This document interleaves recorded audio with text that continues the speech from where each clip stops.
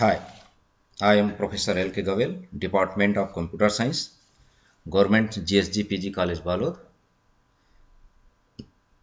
This lecture is prepared for BCA first year, subject Computer Fundamental, Unit 4, Computer Software and Language. This is the fourth lecture. In this lecture, we have covered about what is the computer languages and topics are covered: language processor, assembler, interpreter and compiler, linker and loader, programming constructs, algorithms and flowchart. So let's start. What is the language processor? Language processor का मतलब होता है कि हम किसी भी programming language में हम यदि प्रोग्राम बनाते हैं, अभी हमने पिछले लेक्चर में देखा था कि अलग अलग प्रकार के प्रोग्रामिंग लैंग्वेज हैं। मशीन लैंग्वेज होता है, असेंबली लैंग्वेज होता है, हाई लेवल लैंग्वेज होता है। चूँकि मशीन लैंग्वेज 0-1 पे प्रोग्रामिंग होता है, इसलिए उसको प्रोसेस करने की ज़रूरत नहीं पड़ता है। लेकिन असेंबली लैंग्वेज हुआ या हाई लेवल लैंग्वेज हुआ, ये प्रोग्रामिंग जो होता है वो न्यूमेरिक कैरेक्टर्स के द्वारा होता है। मतलब सेट ऑफ न्यूमेरिक कैरेक्टर्स, जैसे कि अल्फा न्यूमेरिक कैरेक्टर के बेस पे हम उस पर प्रोग्राम करते हैं। चूँकि वो प्रोग्राम जो है ह्यूमन रीडेबल फॉर्म्स तो होता है, लेकिन कंप्यूटर रीडेबल फॉर्म्स नहीं होता है। तो इस प्रकार के जो प्रोग्रामिंग में किया गया जो प्रोग्राम्स है, जिसको हम सोर्स कोड बोलते हैं, इन सोर्स कोड को मशीन लैंग्वेज में कन्वर्ट करने के लिए जो प्रोसेस किया जाता है उसको हम बोलते हैं लैंग्वेज प्रोसेसर। मतलब ये हुआ कि जो हमने असेंबली लैंग्वेज या हाई लेवल लैंग्वेज में जो प्रोग्राम लिखे हुए हैं, उन प्रोग्राम को मशीन लेवल लैंग्वेज में या मशीन कोड में हम कन्वर्ट करते हैं या ट्रांसलेट करते हैं, तो हम उसको क्या बोलेंगे? Language processor. लैंग्वेज प्रोसेसर जो उसका आउटपुट होता है वो मशीन कोड होता है, या हम उसको बोलते हैं ऑब्जेक्ट प्रोग्राम या ऑब्जेक्ट कोड। तो नेक्स्ट देखते हैं हम सबसे पहले कंपाइलर। तो कंपाइलर एक कंप्यूटर प्रोग्राम है जो कि ट्रांसलेट करता है हाई लेवल लैंग्वेज को मशीन कोड में। हाई लेवल लैंग्वेज जो होता है ह्यूमन रीडेबल फॉर्म होता है, और उसको मशीन रीडेबल फॉर्म में कन्वर्ट करते हैं, जिसको हम बोलते हैं 0-1 या बाइनरी नंबर। तो इसका कंपाइलर का मुख्य कार्य होता है कि हाई लैंग्वेज में लिखा गया प्रोग्राम को मशीन कोड में कन्वर्ट करना। और ये कैसे कन्वर्ट करता है कि पूरे प्रोग्राम को चेक करेगा, यदि किसी भी प्रकार कोई सिंटेक्स या सिमेंटिक्स में डिफरेंस आता है तब उसको कन्वर्ट नहीं करता। पूरे प्रोग्राम को रीड करने के बाद यदि सभी जगह सब सही है, करेक्ट है, उसके बाद फिर उसको एक साथ मशीन कोड में कन्वर्ट करता है। तो इसका रोल हम देख लेते हैं कंपाइलर का। तो compilers read the source code. Source code मतलब हाई लेवल लैंग्वेज में लिखा हुआ कोड को रीड करता है, और उसका आउटपुट होता है HQL code, that is a object code या मशीन कोड। ये ट्रांसलेट करता है हाई लेवल लैंग्वेज में जो इंस्ट्रक्शंस लिखा हुआ है उसको कंप्यूटर अंडरस्टैंडेबल फॉर्म में। जो भी हम टेक्स्ट लिखे हुए हैं, जो भी प्रोग्राम में कुछ नंबर्स हैं, उन सब को ऐसे फॉर्मेट करता है जाकि सीपीयू उसको अंडरस्टैंड कर सके। इसका जो प्रोसेस होता है वो बहुत ही कॉम्प्लिकेटेड होता है, और इसमें इस प्रोसेस करने में समय ज़्यादा लेता है। समय किस में ज़्यादा लेगा? एनालाइज करने में, प्रोसेस करने में। और जो एसक्यूएल जो रिजल्ट होता है वो मशीन स्पेसिफिक बाइनरी कोड होगा। नेक्स्ट आता है interpreter. N interpreter is a computer program जो कि कन्वर्ट करता है हाई लेवल लैंग्वेज को मशीन लैंग्वेज में। सेम है कंपाइलर जैसे, डिफरेंस बस इतना है कि यहाँ पर जो इंटरप्रेटर होता है वो सोर्स कोड को लाइन बाय लाइन कन्वर्ट करता है, जबकि कंपाइलर में क्या होता है वो पूरे प्रोग्राम को एक साथ मशीन कोड में कन्वर्ट करता है, जबकि इंटरप्रेटर हर लाइन को लाइन बाय लाइन चेक करता है, सही होता है उसको इंटरप्रेट करते जाता है।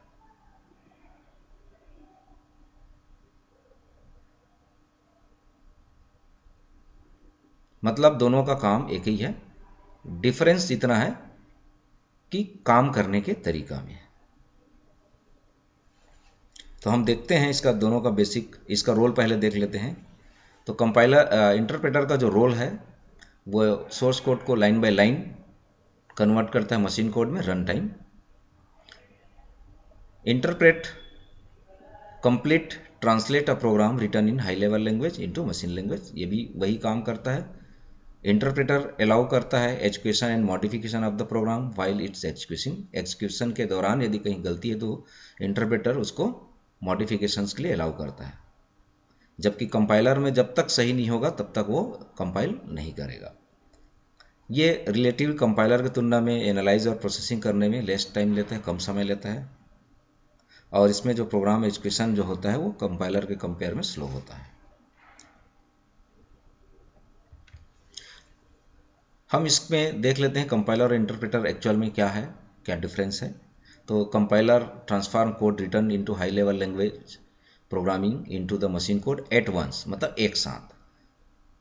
प्रोग्राम को रन करने के पहले कंपाइलर क्या करता है, हाई लेवल लैंग्वेज में जो लिखा हुआ प्रोग्राम को मशीन कोड में एक साथ कन्वर्ट करता है, जबकि इंटरप्रेटर जो होता है वो लाइन बाय लाइन स्टेटमेंट को one by one machine code में कन्वर्ट करता है रन टाइम। जब हम रन करते हैं उसी समय वो इंटरप्रेट करता है। कंपाइल जो कोड होता है मतलब आफ्टर कंपाइलेशन वो फास्ट होता है, जबकि इंटरप्रेटर में जो कोड जो होता है रन जो होता है वो स्लोअर होता है। कंपाइलर डिस्प्ले करता है सभी एरर्स को कंपाइलेशन के दौरान, जबकि इंटरप्रेटर जहां एरर आते हैं उसी को ही लाइन बाय लाइन जो एरर होता है उसी को डिस्प्ले करता है। कंपाइलर जो बेस्ड होता है ऑन लिंकिंग लोडिंग मॉडल पे, जबकि इंटरप्रेटर बेस्ड होता है इंटरप्रिटेशन मेथड पे। तभी हम डायग्राम से इसको देखेंगे कि कंपाइलर कैसे कंपाइल करता है और इंटरप्रेटर कैसे कंपाइल करता है। Compiler takes an entire program whereas the interpreter takes single line of codes, मतलब समझ में आ गया पहले ही जो हमने एक्सप्लेन किया था। कंपाइलर पूरे प्रोग्राम को एक साथ करता है कंपाइल, जबकि इंटरप्रेटर हर लाइन को single line by line run time के दौरान कन्वर्ट करता है। तो ये डायग्राम से हम देख सकते हैं कि कंपाइलर कैसे काम करता है। देखिए यहाँ पर कंपाइलर को वर्ड्स दिया है, सोर्स कोड पहले आएगा फिर कंपाइल करेगा, कंपाइल करने के बाद फिर मशीन कोड होगा फिर उसका आउटपुट होगा, जबकि इंटरप्रेटर में सोर्स कोड आएगा, इंटरप्रेट रन करेगा, हर लाइन को वो एक्सिक्यूट करते जाएगा और उसका आउटपुट तुरंत देते जाएगा। मतलब मशीन कोड में यहाँ पर कन्वर्ट नहीं हो रहा है, उसी दौरान कन्वर्ट हो रहा है मशीन कोड में जिस समय उस लाइन को रन किया जा रहा है, जबकि कंपाइलर में पूरे प्रोग्राम को कंपाइल करने के बाद पूरे प्रोग्राम का एक मशीन कोड जनरेट होता है जिसके बाद फिर वो आउटपुट होता है। यहाँ पर एक चीज़ और हम बताना चाहेंगे कि कंपाइलर में यदि एक बार कंपाइल हम कर दिए किसी प्रोग्राम को सोर्स कोड को तो दोबारा उसको कंपाइल करने की ज़रूरत नहीं पड़ता है, वो machine code already object code बना देता है। जबकि इंटरप्रेटर में जितने बार हम रन करना चाहेंगे उतने बार वो इंटरप्रेट करेगा, इसलिए ये स्लो हो जाता है। नेक्स्ट है असेंबलर। असेंबलर का काम है कि असेंबली लैंग्वेज में लिखा हुआ प्रोग्राम्स को मशीन लैंग्वेज में कन्वर्ट करना। तो असेंबलर असेंबली लैंग्वेज अलग लैंग्वेज हो गई जो सेकेंड जनरेशन लैंग्वेज के अंतर्गत आता है। तो इसमें जो कुछ कोड होता है इंग्लिश लाइक लैंग्वेज होता है जिसमें कुछ कोडिंग्स होती है, उसको हम असेंबली लैंग्वेज बोलते हैं या न्यूमेरिक कोड्स बोल सकते हैं इसको। तो उसमें जो लिखा हुआ प्रोग्राम है उस प्रोग्राम को यदि हमको मशीन में कन्वर्ट करना है तब हमको ज़रूरत पड़ता है असेंबलर को। तो असेंबलर का भी काम है असेंबली लैंग्वेज को बाइनरी कोड में कन्वर्ट करना या मशीन लैंग्वेज में कन्वर्ट करना। असेंबलर मशीन डिपेंडेंट होता है, यदि किसी मशीन में बना हुआ प्रोग्राम है तो वो उसी मशीन के लिए असेंबलिंग होगा। तो इस प्रकार से असेंबलर का वर्क है। नेक्स्ट आता है लिंकर। तो लिंकर एक स्पेशल प्रोग्राम है जो कंबाइन करता है ऑब्जेक्ट कोड को।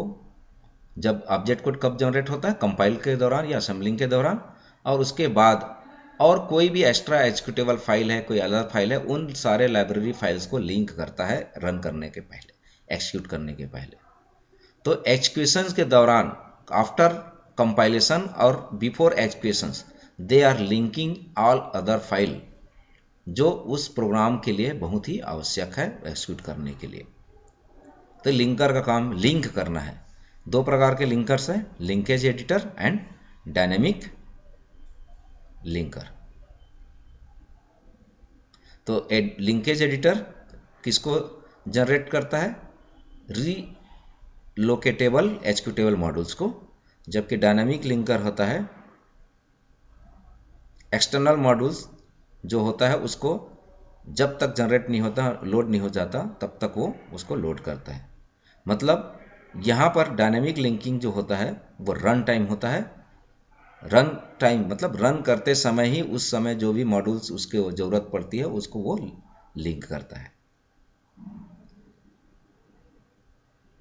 तो इस प्रकार से लिंकर का वर्क है। लिंकर मतलब समझ में आ गया होगा कि प्रोग्राम के जो ऑब्जेक्ट कोड और अदर जो फाइल्स होते हैं, उन लाइब्रेरी फाइल्स होते हैं या कोई अदर फाइल्स डेटा फाइल होते हैं, उन सब फाइल को एग्जीक्यूट करने के पहले लिंक करना। नेक्स्ट आता है लोडर। लोडर भी एक स्पेशल प्रोग्राम्स होता है।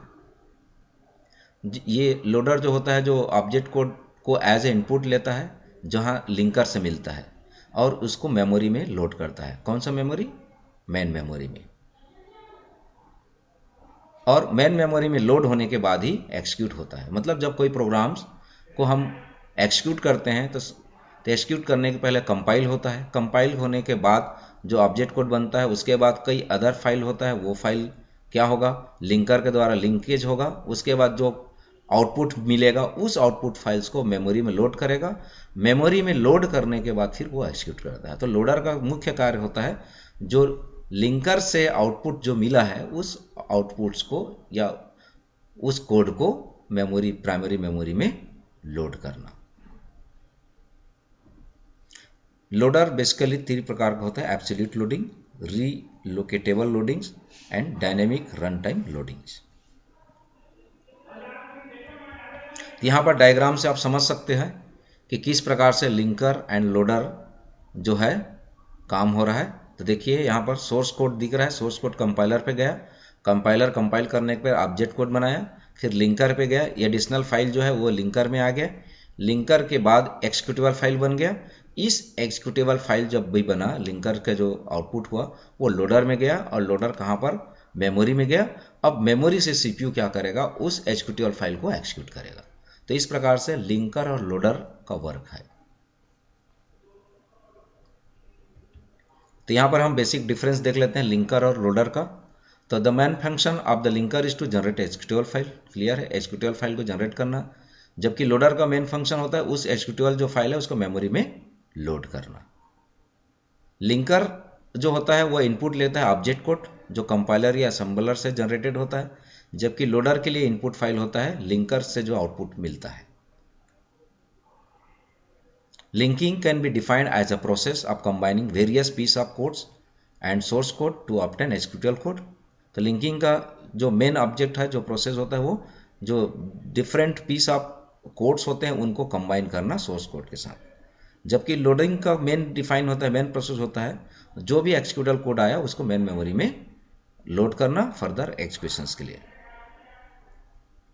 दूसरा यूज है लिंकर का, जितने भी ऑब्जेक्ट फाइल है, ऑब्जेक्ट मॉड्यूल है, उन ऑब्जेक्ट मॉड्यूल्स को कंबाइन करना। जबकि लोडर क्या करता है? हेल्प करता है allocating the address to the executable code और file. Linker is also responsible for arranging object in programs address space. तो प्रोग्राम में जो एड्रेस स्पेस होता है उसको रिस्पॉन्सिबल होता है अरेंजिंग करने में। जबकि loader is also responsible for adjusting reference which are used within the programs. तो इस प्रकार से लिंकर एंड लोडर का बेसिक डिफरेंस है। नेक्स्ट हम देखते हैं प्रोग्रामिंग कंस्ट्रक्ट, कि अब हम प्रोग्राम बनाना चाहते हैं तो प्रोग्रामिंग कैसे कंस्ट्रक्ट किया जाता है। तो basically programs are design using common building blocks, जिसको हम बोलते हैं programming construct. This programming constructs form the basic for all program. तो किसी भी प्रोग्राम के लिए जो हमारा बेसिक कॉन्सेप्ट होता है कि हमारा प्रोग्राम किस प्रकार से कंस्ट्रक्ट होगा, उसको हम बोलते हैं प्रोग्रामिंग कंस्ट्रक्ट। तो यहाँ पर तीन प्रकार के प्रोग्रामिंग कंस्ट्रक्ट्स है। पहला है सीक्वेंस में है, दूसरा है सिलेक्शन है और तीसरा है इटरेशन। तो सीक्वेंस मतलब इन द ऑर्डर, इंस्ट्रक्शन जो होगा 1 by 1 होगा, प्रोसेस करेगा, इसको हम बोलते हैं सीक्वेंस। सिलेक्शन का मतलब होता है कंडीशनल हो गए, जहाँ पर 2 पाथ हो गई, तो उनमें से किसी एक पार्ट्स को आपको सेलेक्ट करना है, दूसरे पार्ट को सेलेक्ट नहीं करना है, डिपेंड अपॉन द कंडीशन। यदि हमारा कंडीशन के बेस पे यदि हमारे पास ब्रांचिंग है तो हम यहाँ पर यूज़ करते हैं सिलेक्शन का। और इटरेशन का मतलब होता है रिपीटेशन। पर्टिकुलर किसी कोड है उसको नंबर ऑफ टाइम्स हमको रिपीट कराना चाहते हैं तब यूज़ किया जाता है इटरेशन। तो यहाँ पर 3 बेसिक प्रोग्रामिंग कंस्ट्रक्ट है और इन्हीं प्रोग्रामिंग कंस्ट्रक्ट्स के द्वारा ही हम कोई भी प्रोग्राम्स हम राइट करते हैं। नेक्स्ट आता है एल्गोरिथम्स। तो एल्गोरिथम्स का मतलब होता है कि दिस इज अ प्रोसेस और set of rules to be follow in calculation और अदर प्रॉब्लम सॉल्विंग ऑपरेशन। तो एल्गोरिथम्स एक प्रोसेस है या हम बोल सकते हैं सेट ऑफ रूल्स है या सेट ऑफ स्टेटमेंट्स है जो पर्टिकुलर किसी प्रॉब्लम को सॉल्व करने के लिए लिखा जाता है। मतलब यदि हम किसी प्रॉब्लम को हम सॉल्व करना चाहते हैं तो किस प्रकार से स्टार्ट करेंगे और कब किस प्रकार से एंड करेंगे, कितना स्टेप्स है, स्टेप बाय स्टेप जो उस प्रोग्राम के एग्जीक्यूट करने के तरीके को लिखा जाता है कि प्रोग्राम किस प्रकार से रन होगा, वही कहलाता है एल्गोरिथम्स। और एल्गोरिथम्स हेल्प करता है हमको कि उस पर्टिकुलर टास्क के लिए जो एक्सपेक्टेड आउटपुट क्या होगा वो समझने के लिए। एल्गोरिथम्स जो होता है लैंग्वेज इंडिपेंडेंट होता है। ये किसी लैंग्वेज का कोड या किसी लैंग्वेज का सिंटेक्स का यूज नहीं किया जाता है। ये जस्ट इंग्लिश लाइक लैंग्वेज होता है जिसमें हम जिस प्रकार से बोलते हैं उसी प्रकार से हम स्टेप बाय स्टेप उसको लिखते जाते हैं और उसी लिखा हुआ जो स्टेप्स को हम दूसरे प्रोग्रामिंग लैंग्वेज के आधार पर उसको इम्प्लीमेंट किया जाता है। जब हम किसी प्रोग्रामिंग लैंग्वेज में उस एल्गोरिथम को कन्वर्ट करते हैं तो उसका भी आउटपुट एक्सपेक्टेड आउटपुट के समान ही होगा। तो यहाँ पर हम देखते हैं कैरेक्टरिस्टिक्स ऑफ एल्गोरिथम्स। एल्गोरिथम्स कैसे होना चाहिए। तो जो भी हम एल्गोरिथम्स लिख रहे हैं वो एल्गोरिथम्स क्लियर और क्या होना चाहिए, अनएम्बिगुअस होना चाहिए। मतलब हर स्टेप्स क्या होना चाहिए, क्लियर आइडेंटिफिकेशन होना चाहिए और किसी भी प्रकार का एम्बिग्यूटीज नहीं होनी चाहिए। वेल डिफाइंड इनपुट होना चाहिए। हमको पता होना चाहिए कि हम एल्गोरिथम में जो इनपुट ले रहे हैं वो वेल डिफाइंड, मतलब हमको जो इनपुट है वो पहले से पता होना चाहिए कि क्या इनपुट हो रहा है इस एल्गोरिथम्स के लिए। कहीं ऐसा ना हो कि जो इनपुट की जरूरत नहीं हम उसको इनपुट ले रहे हैं। तो इसलिए उसको हम बोलते हैं वेल डिफाइंड इनपुट। जिसके लिए जो इनपुट की जरूरत है वही इनपुट हमको देना है। वेल डिफाइंड आउटपुट, तो वेल डिफाइंड आउटपुट का मतलब है जिस प्रकार से हमको आउटपुट क्या निकालना है, क्या कैलकुलेट करना है, क्या रिजल्ट आना है, वो भी हमको पहले से क्लियर होना चाहिए कि इस एल्गोरिथम का आउटपुट क्या मिलना चाहिए। फाइनाइटनेस, एल्गोरिथम्स का स्टेप जो होगा फाइनाइट होगा और एक पर्टिकुलर पॉइंट्स पे जाके एंड होगा। कभी भी एल्गोरिथम्स का जो लूप है वो इनफाइनाइट नहीं होना चाहिए। तो ये कैरेक्टरिस्टिक था एल्गोरिथम्स का।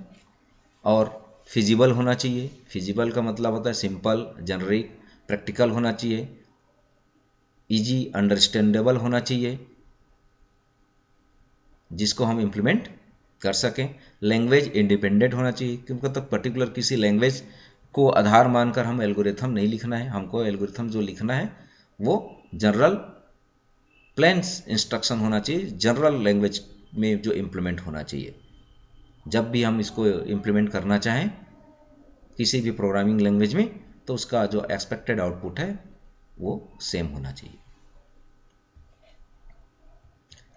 एडवांटेज हम देखते हैं एल्गोरिथम्स की। तो एल्गोरिथम्स का जो एडवांटेज है वह है इजी अंडरस्टैंडेबल है। हम समझ सकते हैं आसानी से प्रोग्रामिंग का कॉन्सेप्ट को कि किसका प्रोग्राम बनाया गया है। एल्गोरिथम्स रिप्रेजेंट करता है स्टेप बाय स्टेप्स उस पर्टिकुलर सॉल्यूशन को जिसको हमको किसी प्रॉब्लम में दिया गया है। जो प्रॉब्लम होता है एल्गोरिथम जो प्रोग्रामिंग का उसको स्मॉलर पीस में ब्रेक किया जाता है ताकि वो इजीली प्रोग्रामर समझ सके और उस समझने के बाद प्रोग्रामर उसको एक्चुअल प्रोग्रामिंग लैंग्वेज में कन्वर्ट कर सकता है। तो ये इसका एडवांटेजेस है एल्गोरिथम का। मतलब यदि हम किसी प्रोग्राम का एल्गोरिथम लिख लेते हैं तो हमको मेन प्रोग्राम में या मेन लैंग्वेज में प्रोग्रामिंग करने में आसानी होगी। डिसएडवांटेज है इसका। तो डिसएडवांटेज है कि एल्गोरिथम लिखना बहुत ही लंबा समय लगता है, टाइम कंज्यूमिंग है। और ब्रांचिंग और लूपिंग जो स्टेटमेंट होता है जिसको शो करना बहुत ही कठिन होता है एल्गोरिथम्स में। तो इसका कुछ एडवांटेज भी है और कुछ डिसएडवांटेज भी है। अब हम देखते हैं एल्गोरिथम को कैसे डिज़ाइन करेंगे, how to design an algorithm. तो एल्गोरिथम को डिज़ाइन करने के लिए कुछ स्टेप्स दिया गया है, उस स्टेप्स को हमको फॉलो करना है तो अपने आप एल्गोरिथम्स डिज़ाइन हो जाएगा। जैसे कि सबसे पहले हमको प्रॉब्लम को समझना है कि प्रॉब्लम्स क्या है, the problem that is to be solve by the algorithms, problem हमको समझ में आना चाहिए। उसके बाद उसमें कौन कौन से कॉन्स्ट्रेंट है उस प्रॉब्लम को, वो हमको समझना चाहिए। फिर उस कॉन्स्ट्रेंट को समझने के बाद उसमें इनपुट क्या होगा, कौन कौन से इनपुट होगा, इनपुट होने के बाद उसका आउटपुट क्या होगा, जो हमको एल्गोरिथम्स बना रहे हैं उस एल्गोरिथम में उसका आउटपुट क्या होगा। मतलब सारे चीज़ें पहले से हमारे पास क्लियर होना चाहिए और उस प्रॉब्लम का सॉल्यूशंस जो होगा, जो कांस्टेंट दिया गया है उस कांस्टेंट के अनुसार से कैसे होगा। तो यदि हम इस तरीके से क्वेश्चंस का आंसर हम कर लेते हैं तो हमको एल्गोरिथम्स लिखने में किसी भी प्रकार का परेशानी नहीं होगा। जब तक हम इन दिया गया पांचों पॉइंट्स को हम अच्छे से समझ नहीं लेंगे कि क्या चीज़ है, मतलब प्रॉब्लम यदि हमको समझ में नहीं आएगा तो आगे हम काम नहीं कर पाएंगे। कॉन्स्ट्रेंट, उस प्रॉब्लम को कॉन्स्ट्रेंट क्या है, एक्चुअल मतलब क्या है कि क्या कहना चाह रहा है, क्या निकालना चाह रहा है, क्या हमको इनपुट की ज़रूरत है, क्या आउटपुट मिलेगा और उसको कैसे सॉल्व किया जाएगा। तो वो जब तक हमको क्लियर नहीं होगा तब तक हम कोई भी एल्गोरिथम्स डिज़ाइन नहीं कर सकते।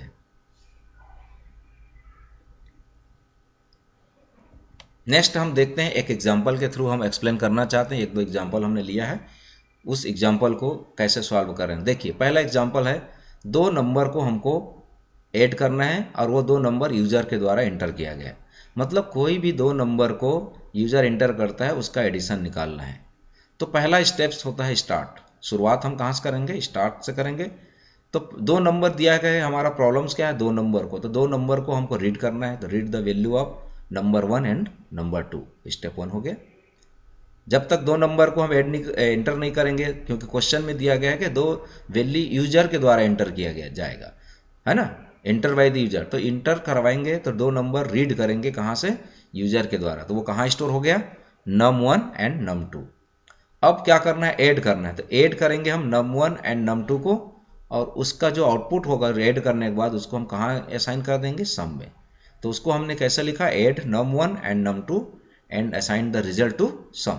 तो उसका एक मैथमेटिकल एक्सप्रेशन लिखा हुआ है, आप देख सकते हैं। सम में गया num1 प्लस num2। अब सम में जो ऐड किया हुआ है आंसर है वो सम में स्टोर है। तो अब हम क्या करेंगे, सम में को डिस्प्ले कर देंगे। तो स्टेप नंबर 4 क्या हो गया, डिस्प्ले सम। जैसे डिस्प्ले सम हुआ मतलब हमारा प्रोग्राम कंप्लीट हो गया। तो लास्ट स्टेप क्या हो गया, स्टॉप। तो पहला स्टेप हमेशा स्टार्ट होगा और अंतिम स्टेप जो होगा हमेशा स्टॉप, मतलब उसके बाद अब एल्गोरिथम का काम खत्म।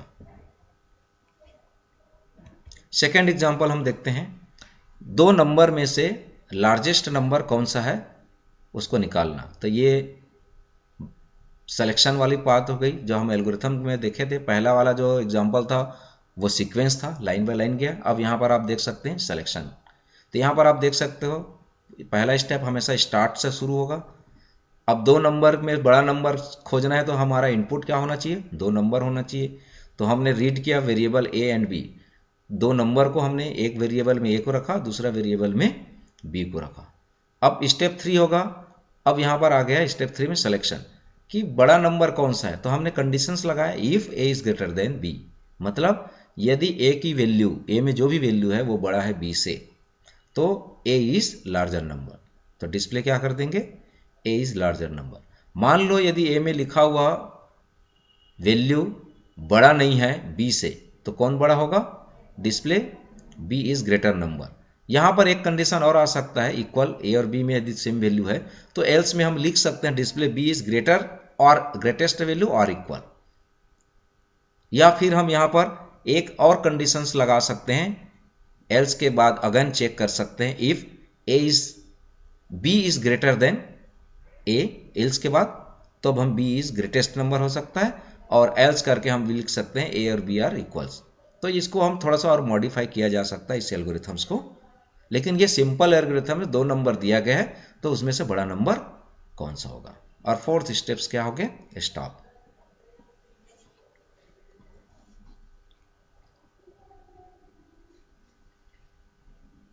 नेक्स्ट हम एग्जांपल देखते हैं, इटरेशंस का है।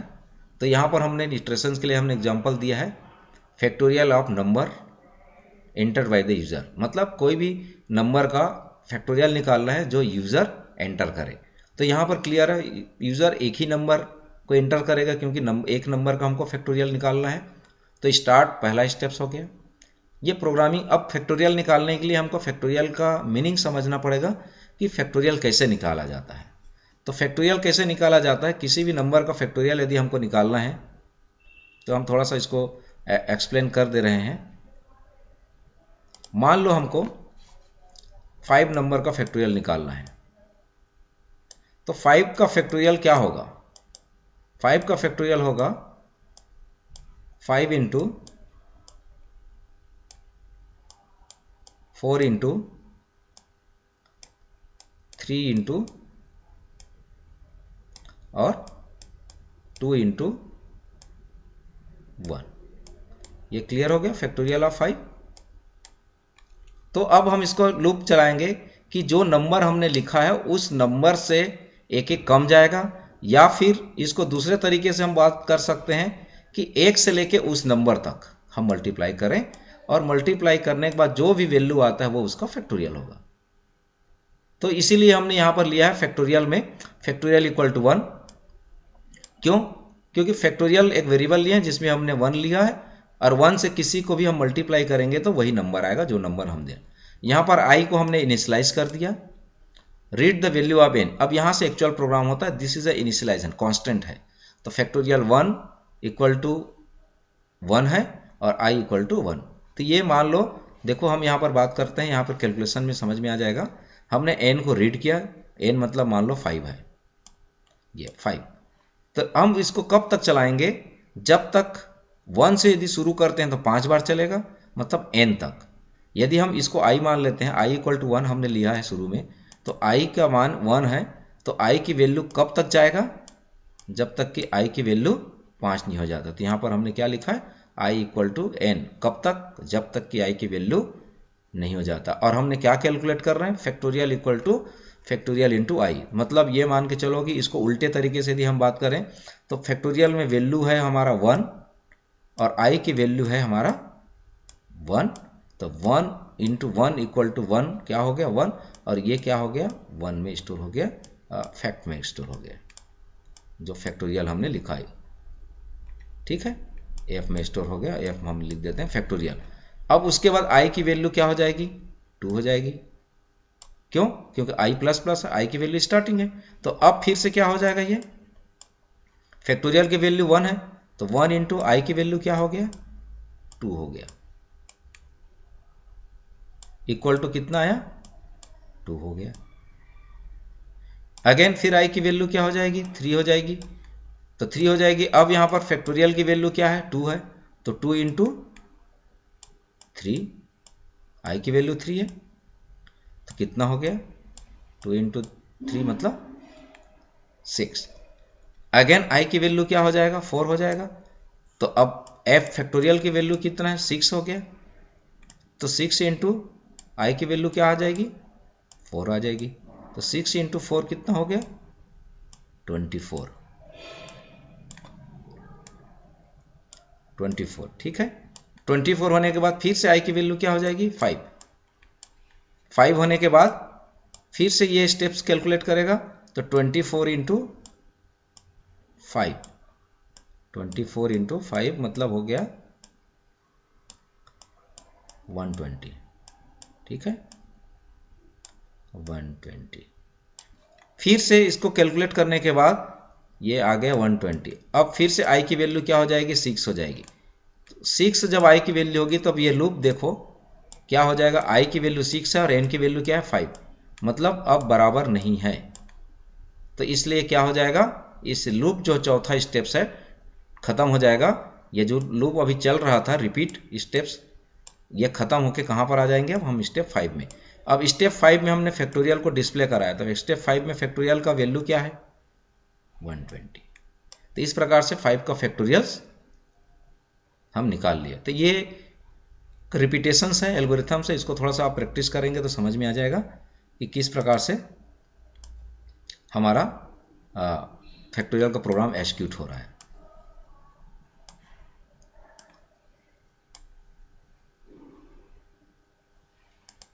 नेक्स्ट हम देखते हैं फ्लो चार्ट। तो flow chart is a pictorial representations of algorithm. जो एल्गोरिथम्स हमने बनाया है उस एल्गोरिथम्स को पिक्चर फॉर्म में या डायग्रामेटिक फॉर्म में जो हम रिप्रेजेंट करते हैं उसी को हम बोलते हैं फ्लो चार्ट। फ्लो चार्ट से हमको समझ में आ जाता है कि फ्लो ऑफ प्रोग्राम्स, जो हमारा प्रोग्राम किस प्रकार से फ्लो कर रहा है, कहाँ से ब्रांचिंग में जा रहा है, लूप में जा रहा है या सीक्वेंशियल स्टेटमेंट है, उसको हम एक्सप्लेन करते हैं डायग्रामेटिक फॉर्म में। तो जो डायग्रामेटिक फॉर्म या हम उसको पिक्टोरियल फॉर्म में जो भी रिप्रेजेंट हम करना चाहते हैं उसी को ही हम बोलते हैं फ्लो चार्ट। तो डायग्राम फॉर्म में यदि हम रिप्रेजेंट करना चाहते हैं किसी प्रोग्राम को तो उसके लिए अलग अलग डायग्राम है, एक अलग अलग सिम्बॉल्स हैं, उन सिम्बॉल्स का अपना अलग मीनिंग्स है। तो हम देखते हैं कि कौन कौन से सिम्बॉल्स किस किस प्रकार का काम में आता है। तो यहाँ पर आप देख सकते हैं जो सिम्बॉल है, एरो लाइन जो दिख रहा है वो फ्लो ऑफ लाइन की बात करते हैं, flow of line. Terminal symbol इस तरीके से ओवल शेप में दिख रहा है, ये हमेशा स्टार्ट और स्टॉप्स के लिए रहेगा। प्रोग्राम शुरुआत और प्रोग्राम एंड, मतलब स्टार्टिंग प्रोग्राम कहाँ पर हो रहा है वहाँ स्टार्ट, और एंड में भी ये सिंबल होगा। ये पैरेललोग्राम टाइप का सिंबल्स दिख रहा है, ये इनपुट और आउटपुट के लिए होता है। इसका सिंबल जो है ये जो दिख रहा है ये किस प्रकार के लिए है, इनपुट और आउटपुट। जब भी हमको रीड करना होगा या हमको आउटपुट देना होगा उस समय, मतलब रीड या डिस्प्ले जब भी हमको करना होगा तो यहाँ पर ये सिंबल हम यूज करेंगे। रेक्टेंगल जो सिंबल है दैट इज अ प्रोसेसिंग। जब भी हम कोई कैलकुलेशन प्रोसेस करना चाहते हैं उस समय हमको इस रेक्टेंगल सिंबल का यूज करें। जैसे हमने लिखा था sum equal to a plus B, that is a process यहाँ एग्जाम्पल में हम क्लियर कर लेंगे इसको। तो इस प्रकार के जो सिंबल यूज होगा प्रोसेसिंग के लिए है। डायमंड सिंबल जो होता है डिसीजन ब्रांचिंग के लिए। जब भी हमको एक से ज़्यादा ब्रांच की जरूरत पड़ती है, दो ब्रांच है ट्रू और फॉल्स कंडीशन के बेस पे, तब हमको यहाँ पर ब्रांचिंग का यूज हम करेंगे। ये सर्किल सिंबल जो है that is a one page connector. उसी पेज में यदि हमारा एक पेज में नहीं आ रहा है और उसी पेज में हमारा दूसरा प्रोग्राम साइड में हमको लिखना चाहते हैं तब हम इसको यूज करते हैं पेज, वन पेज कनेक्टर। और पेज ऑफ कनेक्टर जो होता है, यदि हमारा प्रोग्राम वन पेज से नेक्स्ट पेज में जा रहा है तब हम इसका यूज करेंगे page of connector. Different page, same page में है तो हम उसी पेज में हम ज्वाइन कर सकते। कई बार हमारा लाइन जो होता है वो लाइन किसी दूसरे को क्रॉस करके जाता है, तो हमको यहाँ पर ध्यान में रखना है कि हमारा जो फ्लो चार्ट होगा कभी भी किसी भी लाइन को क्रॉस ना करे। तो जब लाइन क्रॉस करने की बात आ जाती है तो हम इस कनेक्टर के द्वारा मार्किंग लेवल लगा के हम उसको इंडिकेट करते हैं कि वो कहाँ पर का कनेक्टर्स है। और एक पेज से दूसरे पेज में हमारा, क्योंकि कई बार क्या होगा हमारा फ्लो चार्ट बहुत बड़ा हो जाएगा, जब फ्लो चार्ट बहुत बड़ा हो जाएगा तो उस पेज का नेक्स्ट पार्ट कहाँ पर है वो हम इससे इंडिकेट करते हैं। और इस तरीके से स्क्वायर में डबल लाइन जो दिख रहा है प्री डिफाइंड प्रोसेस फंक्शन है, इसका यूज करते हैं जब हमको प्री डिफाइंड प्रोसेस या फंक्शन की यूज करना चाहते हैं। तो इस प्रकार से इन सभी सिंबलों का यूज करके हुए हमको फ्लो चार्ट बनाना है। नेक्स्ट देखते हैं फ्लो चार्ट का एडवांटेज। फ्लो चार्ट का एडवांटेज है कि ये कम्युनिकेट करने का एक बहुत ही लॉजिक और सिस्टमेटिक तरीका होता है। फ्लो चार्ट गाइड करता है प्रोग्राम के डिज़ाइन का, ब्लूप्रिंट बताता है कि यदि हमारा फ्लो चार्ट बन गया है तो कोई भी समझ सकते हैं हमारा प्रोग्राम किस प्रकार से एक्सिक्यूट करेगा। फ्लो चार्ट डिबग करने में हेल्प करता है कि कहीं पर कोई प्रॉब्लम आ रहा है तो हम फ्लो चार्ट देख कर समझ सकते हैं कि सही तरीके से ब्रांच हुआ है या सही तरीके से लूप इटरेट तो हो रहा है कि नहीं हो रहा है। प्रोग्राम को इजी वे में एनालाइज कर सकते हैं। बेटर डॉक्यूमेंटेशन लिखने के लिए भी ये बहुत ही हेल्पफुल करता है और serve as a good proper documentation. तो फ्लो चार्ट बहुत ही इम्पोर्टेंस रोल प्ले करता है जब हम एक्चुअल प्रोग्रामिंग करते हैं। तो बहुत सारे चीज़ें इसका एडवांटेजेस है और डिसएडवांटेज भी है फ्लो चार्ट का। तो फ्लो चार्ट बनाना बहुत बड़े प्रोग्राम या लार्ज प्रोग्राम के लिए बहुत ही कॉम्प्लिकेटेड है, मतलब बहुत बड़ा प्रोग्राम के लिए फ्लो चार्ट बनाना बहुत कठिन काम है। इसको प्रोड्यूस करना, रिप्रोड्यूस करना बहुत, यदि हम किसी प्रोग्राम में कोई चेंजेस करना चाहते हैं तो फ्लो चार्ट को पूरा का पूरा चेंजेस करना पड़ जाएगा। तो रिप्रोड्यूस करना बहुत ही कठिन काम है और फ्लो चार्ट में मॉडिफिकेशन भी बहुत ही कठिन होता है। यदि हम प्रोग्राम में कोई चेंजेस करते हैं तो फ्लो चार्ट में किसी भी मॉडिफिकेशन करना, यदि हमारा प्रोग्राम बहुत बड़ा है तो उसको मॉडिफिकेशन करने में हमको पूरा नया बनाना पड़ सकता है। तो इस प्रकार से इसका एडवांटेज है और डिसएडवांटेज है। नेक्स्ट हम देखते हैं एग्जाम्पल, उन्हीं एग्जाम्पल्स को लेते हैं जिसका हमने एल्गोरिथम से बनाया है। तो पहले हम देखते हैं, वहां पर हमने देखा है इनपुट लेना है 2 नंबर को और डिस्प्ले करना है उसके सम को। तो आप देखें, स्टार्ट से टर्मिनल सिंबल, इनपुट पैरेललोग्राम, देख रहे हैं इनपुट ए, दूसरा इनपुट हमने लिया है इनपुट बी। चाहो तो दोनों को एक साथ लिख सकते हो, input A comma input B, इस तरीके से कॉमा भी आप लगा सकते हो, तो इसकी जरूरत नहीं है, इसको हम हटा सकते हैं। यदि हमारा जितने भी वेरिएबल्स है उसको अलग अलग लेना चाहते हैं तो हम अलग अलग ले सकते हैं। तो इस प्रकार से लिख सकते हैं इनपुट ए या इनपुट बी एक ही साथ। दूसरा है प्रोसेस, तो यहाँ पर आप देख सकते हो रेक्टेंगल सिंबल हमने यूज किया है प्रोसेस करने के लिए। तो C equal to A plus B, this is a process, addition of 2 number. Again हमने सी में जो वैल्यू आया है उसको हमने क्या किया, डिस्प्ले किया। अगेन सेम सिंबल पैरेललोग्राम, और डिस्प्ले करने के बाद हमारा प्रोग्राम क्या हो गया, स्टॉप हो गया। This is a terminal symbol. तो ये जो दिख रहा है एरो दिख रहा है, this is a flow of line. ये सिंपल फ्लो ऑफ लाइन है जिसको हम सीक्वेंशियल बोल सकते हैं। पहला शुरू हुआ, इनपुट लिया, फिर कैलकुलेट किया, फिर डिस्प्ले किया, फिर स्टॉप। तो ये एक प्रकार का जो हमने देखा था प्रोग्रामिंग कंस्ट्रक्ट में, तो पहला प्रकार का प्रोग्रामिंग कंस्ट्रक्ट का फ्लो चार्ट इस प्रकार से बनेगा। नेक्स्ट हम देखते हैं सेम 2 नंबर में से बड़ा नंबर कौन सा है उसको देखने के लिए। तो यहाँ पर आप देख सकते हो, पहले 2 नंबर इनपुट लेंगे। तो यहाँ पर नंबर 1 में लिया। एल्गोरिथम्स को फॉलो करना है आपको, एल्गोरिथम के बाद ही फ्लो चार्ट बनाया जाता है। तो जो एल्गोरिथम हमने लिया इनपुट नंबर 1, इनपुट नंबर 2, तो यहाँ देखो इनपुट नंबर 1, इनपुट नंबर 2 हमने लिया एक पर्टिकुलर सिंबल में, टर्मिनल सिंबल से हमने स्टार्ट किया, ये फ्लो ऑफ लाइन। अब यहाँ पर डायमंड सिंबल हमने यूज किया, क्यों, क्योंकि 2 नंबर में से बड़ा कौन है, मतलब आप यू हैव डिसाइड, यदि number 1 is greater then number 2, ये ट्रू होता है तो कौन बड़ा होगा, नंबर 1 बड़ा होगा। यदि नंबर 2 फॉल्स होता है तो कब फॉल्स होगा, जब नंबर 2 बड़ा होगा, तो ये डिस्प्ले नंबर 2। तो यहाँ पर आप देख सकते हो ट्रू और फॉल्स है। तो ये डायमंड सिंबल इंडिकेट कर रहे हैं कंडीशंस को। जब कंडीशन हमारा, जब भी हमको 2 वे काम करना है तो हमको डायमंड सिंबल यूज करना पड़ेगा। तो ये कंडीशन है। यहाँ पर चाहो तो आप लिख सकते हो इफ, ऐसा, if number 1 is greater then number 2 is true, then number 1 is greater than, if false then number 2 is greater than, again go to this line and last क्या है, stop। तो इस प्रकार से 2 नंबर में से बड़ा नंबर कौन सा है उसको फाइंड करने के लिए ये फ्लो चार्ट है। नेक्स्ट हमारे पास है आखिरी इटरेशन वाला एग्जांपल। तो इटरेशन वाला एग्जांपल हम देखते हैं, सेम फैक्टोरियल निकालने का प्रोग्राम। तो यहाँ का उसका फ्लो चार्ट कैसे बनेगा, स्टार्ट, यहाँ पर कोई प्रॉब्लम नहीं है। प्रोसेस हमने यहाँ पर क्या लिया, फैक्ट इक्वल टू 1 और आई इक्वल टू इनिशियलाइज कर दिया। तो एक प्रकार का प्रोसेस है, फैक्ट वेरिएबल में 1 रखा और आई वेरिएबल में 1। इसका एक्सप्लेनेशन आप एल्गोरिथम वाले में इसको रिवाइंड करके देख लेना कि किस प्रकार से कैलकुलेट कर रहा है। नंबर हमने लिया इनपुट, जो हमने एल्गोरिथम बनाया उसी को ही कंस्ट्रक्ट किए हैं। तो इनपुट हो गया नंबर 1। अब हमने वहाँ पर कंडीशन दिया था, रिपीट करना है किसको, fact equal to fact into I and I equal to I plus 1 को रिपीट करना है। तो जब I is less than equal to N true होता है तो ये क्या होगा, कैलकुलेट करके फिर से यहाँ पर कंडीशन में जाएगा। यही चीज रिपीट हो रहा है, ये 5 बार रिपीट होगा। 6वीं टाइम में जब आई की वैल्यू 6 हो जाएगी और 6 is less than equal to 5, then condition is false, और ये फॉल्स होने के बाद यहाँ पर आ जाएगा और एक्चुअल में यहाँ पर फैक्ट में जो कैलकुलेट हुआ था 120 उसको यहाँ पर डिस्प्ले करे। तो जब भी हमको लूप कंस्ट्रक्ट करना है या इटरेशन कंस्ट्रक्ट करना है तो इसी तरीके से कंस्ट्रक्ट होगा, मतलब इस तरीके से यहाँ से यहाँ जाएगा। ये देख रहे हो एरो, यहाँ से ट्रू हुआ आया, फिर ये एरो गया, इस तरीके से जाते रहेगा, चलते रहेगा जब तक ये कंडीशंस जो है ट्रू है। जैसे ये कंडीशन फॉल्स होगा ये यहाँ आ जाएगा, जब यहाँ पर आएगा तो आप देख रहे हैं फैक्ट में जो भी वैल्यू आया होगा वो वैल्यू को डिस्प्ले करेगा और डिस्प्ले करने के बाद स्टॉप कर देगा। तो इस प्रकार से फ्लो चार्ट हमने बनाया किसी भी फैक्टोरियल का नंबर को फाइंड करने के लिए, और ये कंस्ट्रक्ट हुआ इटरेशन।